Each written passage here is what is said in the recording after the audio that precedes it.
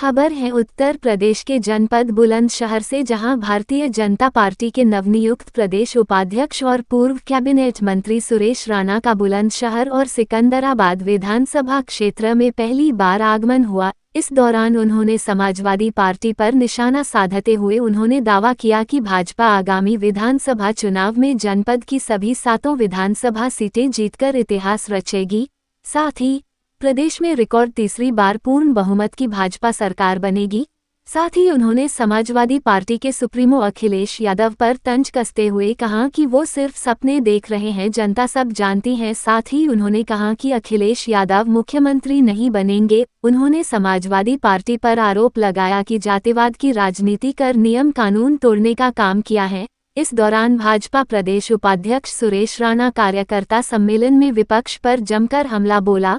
सुरेश राणा ने कहा कि केजरीवाल को अब राम याद आ रहे हैं, पहले तो विरोध करते थे, जबकि राम मंदिर चंदा चढ़ावा चोरी को लेकर जवाब देते हुए भाजपा प्रदेश उपाध्यक्ष सुरेश राणा ने साफ तौर पर कहा कि हमारे यशस्वी प्रधानमंत्री नरेंद्र मोदी और उत्तर प्रदेश के मुख्यमंत्री योगी आदित्यनाथ की डबल इंजन की सरकार में किसी की आस्था के साथ खिलवाड़ नहीं होने दिया जाएगा। इसके बाद सुरेश राणा ने पड़ोसी देश पाकिस्तान को लेकर सख्त टिप्पणी करते हुए कहा कि उनको अपने आचरण में सुधार करना चाहिए। जबकि इस दौरान कार्यकर्ता सम्मेलन में भाजपा के वरिष्ठ नेताओं कार्यकर्ताओं सहित भारी संख्या में भीड़ उपस्थित रही। नहीं, बुलंदशहर में आज डॉक्टर श्यामा प्रसाद मुखर्जी जी की जयंती का जो संस्मरण पखवाड़ा भारतीय जनता पार्टी का चल रहा है, उसी क्रम में बुलंदशहर भारतीय जनता पार्टी कार्यालय पर कार्यक्रम था, उसी गोष्ठी में आया था और मैं पार्टी के नेताओं को, माननीय जिलाध्यक्ष जी को, जनप्रतिनिधियों को बधाई देना चाहता हूं कि बहुत ही शानदार गोष्ठी का आयोजन हुआ है। और श्यामा प्रसाद मुखर्जी जी के जो विचार हैं वो हमारे आदर्श हैं। 2 निशान, 2 विधान, 2 संविधान नहीं चलेंगे, नहीं चलेंगे, ये नारा देने वाले उन विचारों पर आदरणीय नरेंद्र मोदी जी ने चलने का काम किया है। उन विचारों को आदरणीय मोदी जी की सरकार ने पूरा करने का काम किया है। और भारतीय जनता पार्टी की डबल इंजन की सरकार जहां जहां है, उत्तर प्रदेश में यशस्वी मुख्यमंत्री योगी आदित्यनाथ जी के नेतृत्व में उन विचारों को अक्सर से पूरा करने का काम भारतीय जनता पार्टी की सरकारों ने किया है। उसी गोष्ठी के निमित्त आज मेरा बुलंदशहर आना है। अरविंद केजरीवाल ने कहा है देश के गृह मंत्री अमित शाह श्री राम के दर्शन करने गृह मंत्री बनने के बाद में अभी तक नहीं गए। नहीं, अच्छा है कि कम से कम अरविंद केजरीवाल को राम जी याद आने लगे, जो राम मंदिर बनने का विरोध करते हो, जो राम मंदिर के उद्घाटन समारोह में जाने में भी वोटों की चिंता करते हो, जिनका आचरण सदैव सर्वदा राष्ट्र विरोधी बातें जिन्होंने की हो, उन्हें राम की बातें करना आया। इसके लिए तो मैं उनका अभिनंदन करता हूं और अपनी पार्टी का अभिनंदन करता हूं आदरणीय नरेंद्र मोदी जी का, कि उन्होंने विकास भी विरासत भी जो नारा दिया और उस नारे पर जिस तरह से चरितार्थ करने का काम किया, तो कम से कम अरविंद केजरीवाल को, अखिलेश यादव को, इनको भी तो राम याद आने लगे। लेकिन सवाल गृह मंत्री के मंदिर न जाने पर है। गृह मंत्री जी लगातार जाते हैं, आपने देखा भी होगा। और मेरा केवल इतना कहना है कि इसकी समीक्षा जो केजरीवाल जी करते हैं, तो सर्वाधिक समीक्षा उन्हें अपनी खुद की करनी चाहिए। हमारे गृह मंत्री जी ने तो सारे हमारे जो सपने हैं उन्हें मजबूती देने का काम किया। आज वो ही पूरे देश को आज जिस तरह से एक माहौल देने का काम आदरणीय प्रधानमंत्री जी के नेतृत्व में गृह मंत्री जी ने किया है, तो निश्चित रूप से जो ये इस प्रकार की समीक्षा करने का भाव, आज उनके पास कुछ काम तो बचा नहीं, पंजाब बचा है, वो भी जाने वाला है, तो इस प्रकार की समीक्षा में केजरीवाल जी लगे हैं। वहीं उनका ये भी कहना है कि देश में अगर सच्ची सनातनी पार्टी है तो वह आम आदमी पार्टी। हाँ, वो उनकी अपनी परिभाषा है। मैं तो ये कह सकता हूं कि दिल्ली का दंगा हुआ, सबने देखा क्या रोल था आम आदमी पार्टी के विधायकों का। आम आदमी पार्टी का पार्षद जेल गया और किस प्रकार कैसे कैसे राष्ट्र विरोधी लोगों को बुला करके उनकी तकरीर कराने का काम आम आदमी पार्टी ने अपनी सभाओं में किया। तो क्या यही सनातनी आचरण है? तो ये खुद विश्लेषण केजरीवाल जी को करना चाहिए कि सनातनी आचरण कहने वाले लोग या सनातन को मानने वाले लोग इस प्रकार की विध्वंसक कार्रवाई नहीं करते। उनका आचरण सबको साथ लेकर के चलने का होता है, उनका आचरण सबकी खुशी को देखने का होता है। लेकिन केजरीवाल जी को खुद पता है कि किस तरह से दंगा भड़काना, दंगे कराना, आतंकवादियों के समर्थन में खड़े हो जाना, भारत तेरे टुकड़े होंगे, इंशाअल्लाह इंशाअल्लाह, ये नारे लगाने वालों का समर्थन करने के लिए जाकर के बैठ जाना, उनके लिए भोजन की व्यवस्था करना, उनके लिए पानी की व्यवस्था करना, यही तो किया है आम आदमी पार्टी ने। और क्या किया है? मुखिया अखिलेश यादव ने कहा है कि यूपी में सरकार बनते ही दिल्ली की सरकार गिर जाएगी। आपकी क्या प्रतिक्रिया है? अखिलेश यादव जी, श्री मुलायम सिंह यादव जी ने जो जिंदगी में परिश्रम किया है, उसकी पूंजी को वो भुनाया उन्होंने। 12 से 17 तक वो मुख्यमंत्री रहे, और फिर मुलायम सिंह जी से भी जो चूक हुई है राम भक्तों पर गोली चलवाने की, राम मंदिर का विरोध करने की, वो सारी जनता के सामने है।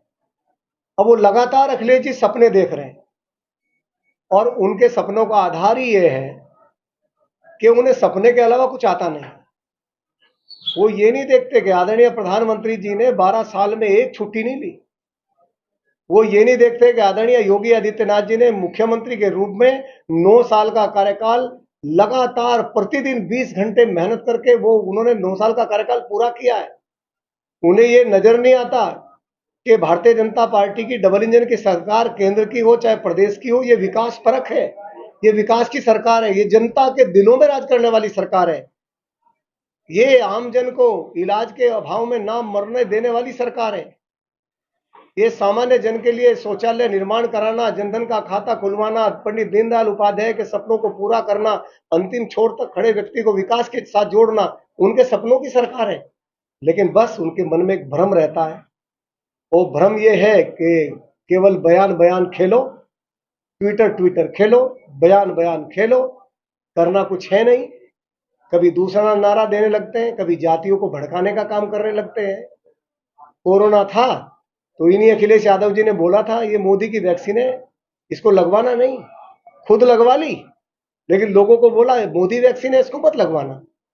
योगी जी आदरणीय प्रधानमंत्री जी की प्रेरणा से गली गली जाकर के लोगों से आह्वान कर रहे थे, गली गली जाकर के लोगों को बोल रहे थे कि वैक्सीन लगवाइए, सावधानी रखिए। कोरोना के बावजूद भी गली गली थे। और अखिलेश यादव जी का आचरण आप देखिए कितना श्रेष्ठ था कि वो बोल रहे थे मोदी की वैक्सीन है, इसको नहीं लगवाना।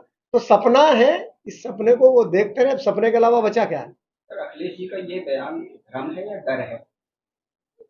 मैं तो कह सकता हूं कि मैं डर की भाषा तो इसलिए नहीं बोलता कि मैं भारतीय जनता पार्टी का कार्यकर्ता हूं, और सब सुखी रहें, सब निरोगी रहें, ये हमारी कल्पना है। लेकिन हाँ, मैं ये जरूर कह सकता हूं कि ये उनकी कोरी एक कल्पना है, और अखिलेश जी को खुद भी मालूम है, उन्हें खुद भी पता है क्या होने वाला है। वो अपनी आंखों से देख रहे हैं, उन्हें अच्छे से मालूम है कि आदरणीय मोदी जी, आदरणीय योगी जी और भारतीय जनता पार्टी के कार्यकर्ताओं जितना परिश्रम, मेहनत, जनता से जुड़ने का काम ना उनका कार्यकर्ता कर सकता, ना उनकी पार्टी कर सकती। उनकी पार्टी यहां एक काम तो कर सकती है, 12 से 17 का कार्यकाल कोई भूला नहीं है। सीआरपीएफ कैंप पर रामपुर में हमला हुआ, आतंकवादियों से मुकदमे वापस लेने की सिफारिश कौन करता है? समाजवादी पार्टी करती है। चाहे काशी हो, चाहे मथुरा हो, जो आतंकी बम विस्फोट करते हैं उनसे मुकदमे वापस लेने की सिफारिश कौन करता है? समाजवादी पार्टी करती है। भगवान राम के भक्तों पर, कार सेवकों पर गोली चलवाने का काम कौन करता है? समाजवादी पार्टी करती है। मुजफ्फरनगर में दंगा कौन कराता है? वो समाजवादी पार्टी करती है। दंगइयों को विमान में बैठा करके बिरयानी कौन खिलाता है? वो समाजवादी पार्टी करती है। तो 12 से 17 तक मौका मिला, यदि वो 12 से 17 तक के मौके में सामाजिक सेवा करते, जनता के हित की सोचते, तो फिर सारी उम्र उन्हें सपने ना देखने पड़ते। अखिलेश यादव का यह भी कहना है कि अगर अब की बार भाजपा जीती तो आगे कभी चुनाव ही नहीं है। नहीं, वो उन्हें लगता है 22 राज्यों में एनडीए की सरकार है। बंगाल को लेकर के भी अखिलेश जी ने बहुत बयान दिए थे, आपको याद होगा, आप देखना सुनना, आप तो बड़ा चैनल आपका है। और बंगाल को लेकर के भी वो बोलते थे कोई दुनिया की ताकत नहीं जो दीदी हार जाएगी। वो गए थे समर्थन करने बंगाल में। लेकिन इस देश का सनातनी जाग चुका है, ऐसे लोगों से जिन्होंने घनघोर सनातन की जहां देखा वहां विरोध करने का काम किया है, साधु संतों का अपमान करने का काम किया है, धार्मिक आस्थाओं को तोड़ने का काम किया है, आम जन का निवाला छीनने का काम किया है, जो जमीन सरकारी है वो जमीन हमारी है ऐसे नारे लगाने का काम किया है। एकमात्र जाति को पोषण करने के लिए सारे नियम कानून तोड़ने के लिए जो कर सकते थे वो करने का काम किया, उसमें भी जो गरीब लोग थे उनकी चिंता उन्होंने की नहीं। इसलिए अखिलेश यादव जी ये सपने देख रहे हैं तो देखते रहें। भारतीय जनता पार्टी का कार्यकर्ता अपना काम कर रहा है और भारतीय जनता पार्टी के लिए चुनाव से भी इंपॉर्टेंट देश है। हमारे केंद्र में देश है, हमारे नेता के केंद्र में देश है, हमारे प्रधानमंत्री के नेता के विचारों के केंद्र में देश है, हमारे मुख्यमंत्री जी के विचारों के केंद्र में देश है, हमारी पार्टी के विचारों के केंद्र में देश है। नेशन फर्स्ट, इसलिए नेशन फर्स्ट के साथ साथ party with the difference, the man with the difference, इसके साथ भारतीय जनता पार्टी का कार्यकर्ता आचरण करता है। अखिलेश यादव जी बयान देते रहे, ट्विटर खेलते रहे, इससे हमें क्या फर्क पड़ता है।